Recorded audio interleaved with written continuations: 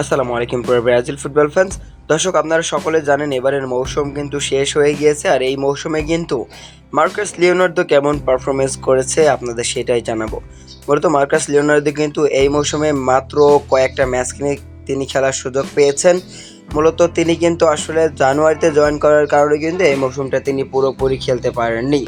তো Marcus Leonardo কিন্তু বেনফিকার জার্সিতে খুবই দুর্দান্ত পারফরমেন্স করেছে আপনি বলতে পারেন, কেননা তিনি কিন্তু এই সিজনের মধ্যে 336 মিনিট তিনি আসলে মাঠে খেলতে পেরেছেন। তাকে সময় দেওয়া হয়েছে মাত্র 336 মিনিট। এরই মধ্যে কিন্তু তিনি 7টি গোলও করেছেন, এবং তার সবচেয়ে যেই জিনিসটা সকলের নজর কেড়েছে তিনি হলো 21টি শটে 7টি গোল করেছেন, যা 33% কিন্তু গোল হওয়ার সম্ভাবনা ছিল মার্কাস লিওনার্দোর।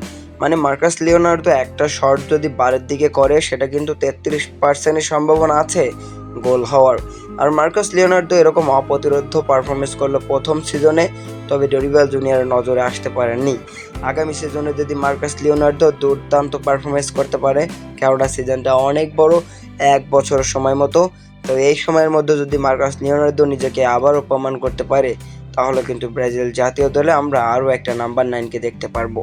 দর্শক, মার্কাস লিওনার্দোকে পার্সোনালি আমার বেশ ভালো লাগে, তার অ্যাটাকিং, তার মুভমেন্টগুলো কিন্তু দারুণ। তো আপনার কাছে কেমন লাগে অবশ্যই জানিয়ে দিতে পারেন আমাদের ভিডিওর কমেন্ট বক্সে।